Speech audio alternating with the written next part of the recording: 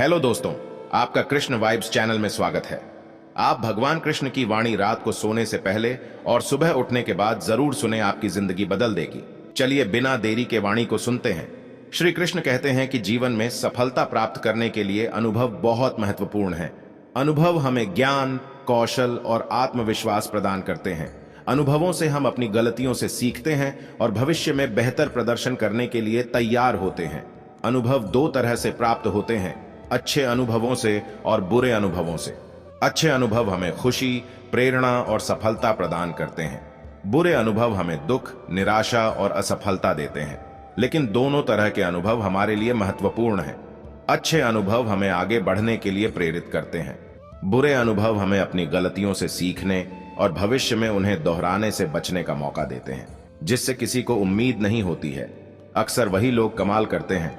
कृष्ण हमेशा उन लोगों को प्रेरित करते रहे हैं जिनसे समाज या सगा संबंधी कोई उम्मीद नहीं रखते। उनका मानना था कि हर व्यक्ति में महान कार्य करने की क्षमता होती है, चाहे उसकी इसकी परिस्थिति कैसी भी हो। भगवत गीता में कृष्ण अर्जुन को प्रेरित करते हैं, जो युद्ध में लड़ने से डर रहा था। वे अर्जुन को बताते हैं कि उसकी क्षमताओं पर विश्वास रखना चाहिए और कर्म करते रहना चाहिए। कृष्ण स्वयं एक ऐसे व्यक्ति थे जिनसे समाज को कोई उम्मीद नहीं थी। वे एक ग्वाला के पुत्र थे और उन्हें समाज के उच्च वर्गों द्वारा स्वीकार नहीं किया जाता था। लेकिन कृष्ण ने अपनी क्षमताओं पर विश्वास रखा और कर्म करते रहे। उन्होंने कई महान कार्य किए, जैसे कि कंस का वध, गोवर्धन पर्वत को उठाना और महाभारत युद्ध में अर्जुन को मार्गदर्शन देना। कृष्ण की शिक्षा हमें सिखाती है कि हमें अपनी क्षमताओं पर विश्वास रखना चाहिए और दूसरों की नकारात्मक राय से हमें निराश नहीं होना चाहिए।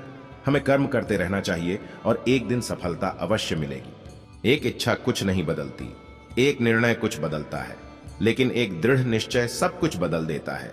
श्री कृष्ण भगवान कहते हैं कि इच्छा मन में उठने वाली एक भावना होती है। यह कुछ भी हो सकती है, जैसे कि धनवान बनने की इच्छा, सफलता प्राप्त करने की इच्छा या किसी लक्ष्य को प्राप्त करने की इच्छा। इच्छा केवल एक सोच होती है और यह अपने आप में कुछ भी नहीं बदल सकती। निर्णय लेने का अर्थ है कि आप अपनी इच्छा को पूरा करने के लिए क्या करना चाहते हैं। यह एक ठोस कदम है और यह कुछ बदलाव ला सकता है। उदाहरण के लिए, यदि आप धनवान बनना चाहते हैं तो आप एक निर्णय ले सकते हैं कि आप अधिक पैसा कमाने के लिए क्या करेंगे। दृढ़ निश्चय का अर्थ है कि आप अपनी इच्छा को पूरा करने के लिए पूरी तरह से समर्पित हैं। आप किसी भी बाधा को पार करने के लिए तैयार हैं और आप हार नहीं मानेंगे। दृढ़ निश्चय ही वह शक्ति है जो सब कुछ बदल सकती है। जिंदगी जब कठिन समय में नाच नचा जाती है तो ढोलक बजाने वाले अपनी जान पहचान वाले ही होते हैं। श्री कृष्ण कहते हैं, जीवन में ऐसे दौर आते हैं जब हमें अनेक चुनौतियों और परेशानियों का सामना करना पड़ता है। यह समय हमें नाचने पर मजबूर कर देता है। तब ढोलक बजाने वाले हमारे जान पहचान वाले होते हैं। वे हमारे करीबी दोस्त, रिश्तेदार या ऐसे लोग हो सकते हैं जिन पर हम भरोसा करते हैं। कठिन समय में हमें परेशान करने वाले अक्सर हमारे ही करीबी होते हैं। वे हमारे दुश्मन नहीं, बल्कि हमारे मित्र, परिवार के सदस्य या रिश्तेदार हो सकते हैं। वे जानबूझकर हमें परेशान नहीं करते हैं, लेकिन उनकी गलतियों या गलतफहमियों के कारण हमें परेशानी होती है। श्री कृष्ण कहते हैं कि हमें अपने मुश्किल परिस्थिति में खुद ही लड़ना सीखना चाहिए। क्यों? कि ये दुनिया सिर्फ तमाशा देखती है। जिंदगी में धोखा मिले तो उदास ना हुआ करो, बल्कि शुक्र मनाओ कि किसी दोगले इंसान से पीछा छूटा। श्री कृष्ण ने कहा है, जो तुमसे प्रेम करता है वो तुम्हें कभी नहीं छोड़ेगा, और जो तुम्हें छोड़ देता है वो तुम्हें कभी प्यार करता ही नहीं था। इसका अर्थ यह है कि यदि कोई आपको धोखा देता है तो इसका मतलब है कि वह आपके प्रेम का योग्य नहीं था। जब कोई आपको धोखा देता है तो यह निश्चित रूप से आपको दुख और पीड़ा देता है, लेकिन इस क्षण को नकारात्मकता में बदलने की बजाय इसे एक सकारात्मक अवसर के रूप में देखें। यह सोचें कि भगवान ने आपको एक दोहरे और धोखेबाज व्यक्ति से बचा लिया है। यह एक ऐसी चेतावनी है जो आपको भविष्य में होने वाले दुखों से बचा सकती है। हर अनुभव हमें कुछ न कुछ सिखाता है। धोखा मिलने का अनुभव भी आपको सिखाता है कि आपको लोगों को परखने में सावधानी बरतनी चाहिए। यह आपको सिखाता है कि आपको अपनी भावनाओं को नियंत्रित करना चाहिए और किसी भी व्यक्ति पर आंख मूंद कर विश्वास नहीं करना चाहिए। अपने जीवन के सकारात्मक पहलुओं पर ध्यान दें और उन लोगों के साथ समय बिताएं जो आपके जीवन में खुशी और प्रेम लाते हैं। परिवर्तन से मत डरो। अगर कुछ अच्छा खो सकते हो तो आप उससे भी अच्छा हासिल कर सकते हो। श्री कृष्ण भगवान कहते हैं कि परिवर्तन जीवन का एक अनिवार्य हिस्सा है। यह डरावना लग सकता है, लेकिन यह अवसर भी लाता है। यदि हम परिवर्तन को स्वीकार करते हैं तो हम अपने जीवन में बेहतरी ला सकते हैं। कृष्ण हमें सिखाते हैं कि हमें परिवर्तन से नहीं डरना चाहिए। हमें यह विश्वास रखना चाहिए कि हम हमेशा बेहतर बनने के लिए बदल सकते हैं।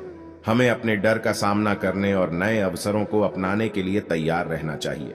कृष्ण हमें यह भी सिखाते हैं कि हमें अपने जीवन में जो कुछ भी है उसकी सराहना करनी चाहिए। हमें यह समझना चाहिए कि हमारे पास जो कुछ भी है वह हमें किसी न किसी तरह से लाभान्वित करता है। हमें अपने अतीत के लिए पछतावा नहीं करना चाहिए या भविष्य के बारे में चिंता नहीं करनी चाहिए। हमें वर्तमान क्षण में जीना चाहिए और इसका अधिकतम लाभ उठाना चाहिए। जो तुम्हें चाहेगा वह तुमसे कुछ नहीं चाहेगा, यही अटूट सत्य है।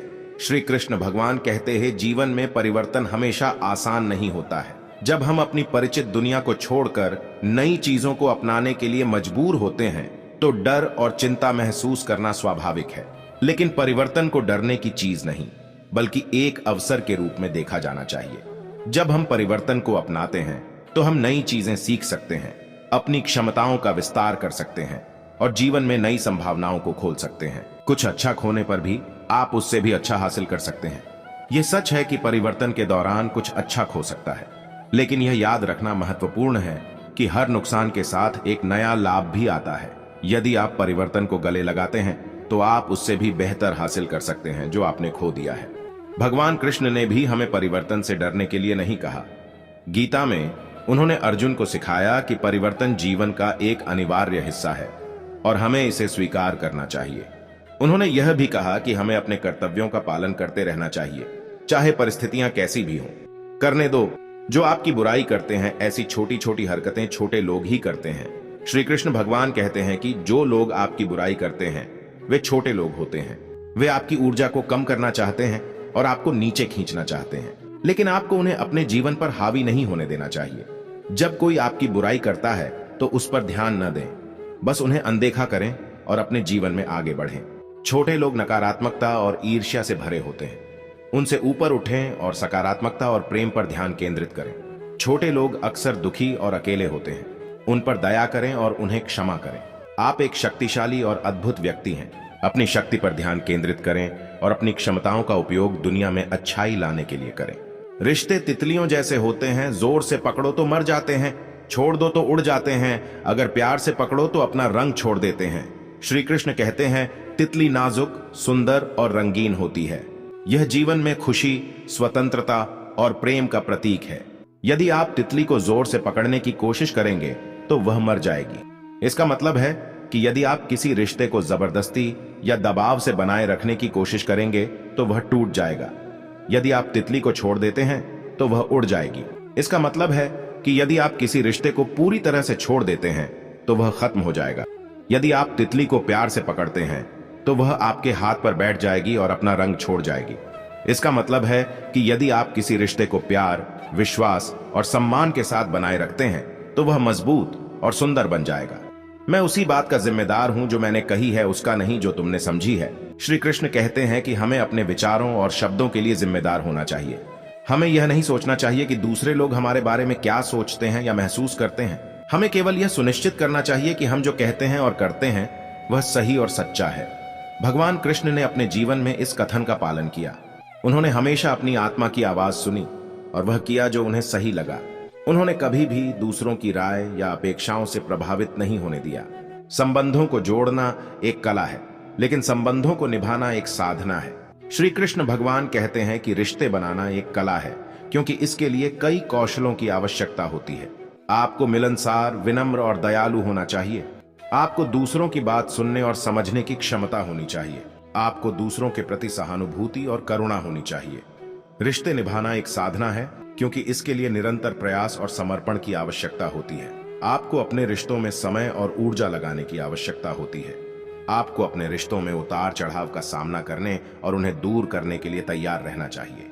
कृष्ण की प्रेरणा और ज्ञान का सार यह है कि रिश्ते जीवन का सबसे महत्वपूर्ण हिस्सा है। रिश्ते हमें प्यार, समर्थन और खुशी देते हैं। रिश्ते हमें जीवन की चुनौतियों का सामना करने में मदद करते हैं। जिंदगी में हम कितने सही और कितने गलत हैं, यह सिर्फ दो ही जानते हैं, पर परमात्मा और अपनी अंतरात्मा। भगवान कृष्ण ने गीता में कहा है कि जो व्यक्ति अपनी अंतरात्मा की आवाज सुनता है और उसके अनुसार कार्य करता है, वह कभी भी गलत नहीं होता है। इसका अर्थ यह है कि हमें हमेशा अपने विवेक का उपयोग करना चाहिए और जो हम सही समझते हैं उसे करना चाहिए। यह भी सच है कि हम सब गलतियां करते हैं। गलतियां जीवन का हिस्सा है। महत्वपूर्ण बात यह है कि हम अपनी गलतियों से सीखें और उन्हें दोबारा न करें। अंतरात्मा की आवाज सुनना बहुत महत्वपूर्ण है। यह हमें सही और गलत के बीच का अंतर बताती है। हमें हमेशा अपनी अंतरात्मा की आवाज सुननी चाहिए और उसके अनुसार कार्य करना चाहिए। परमात्मा हमेशा हमारा मार्गदर्शन करता है।